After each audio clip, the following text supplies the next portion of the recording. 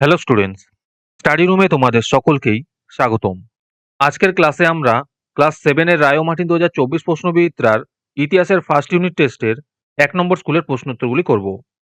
আর তোমরা যদি আমাদের চ্যানেলে নতুন হয়ে থাকো তাহলে চ্যানেলটিকে সাবস্ক্রাইব করে পাশে থাকা বেল আইকনটি অলে প্রেস করে রেখো। তাহলে পরে ক্লাসের ভিডিওগুলি আমি আপলোড করলেই তোমাদের কাছে নোটিফিকেশন পৌঁছে যাবে। তাহলে শুরু করা যাক।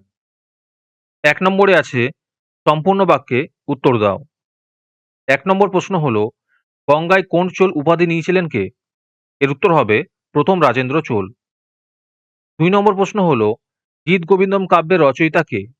এর উত্তর হবে জয়দেব। 3 নম্বর প্রশ্ন হলো, বর্ধমান জেলার কোথায় পাল যুগের বৌদ্ধ স্তূপ আবিষ্কৃত হয়েছে? এর উত্তর হবে ভরতপুরে। তারপরে আছে সঠিক উত্তর বেছে নিয়ে বাক্যটি লেখো।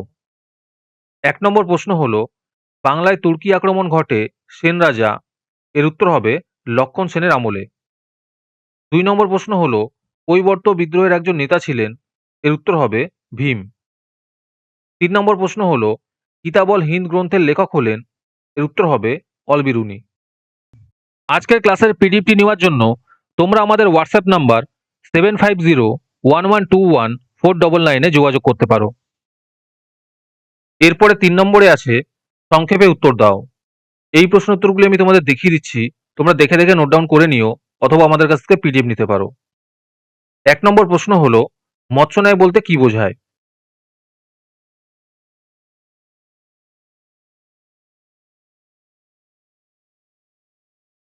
2 নম্বর প্রশ্ন হলো, স্ত্রী শক্তির সংগ্রাম কি কারণে কাদের মধ্যে হয়েছিল?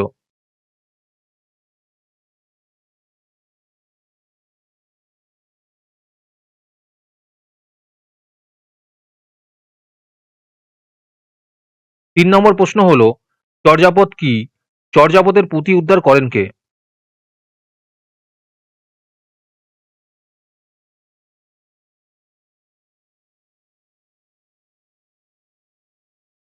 4 নম্বরে আছে নিচের প্রশ্নের উত্তর দাও।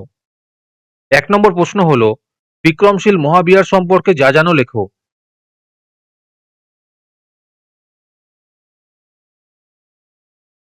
2 নম্বর প্রশ্ন হলো, পাল আমলের বাংলা শিল্প ও সাহিত্যের কি পরিচয় পাওয়া যায় তা লেখো।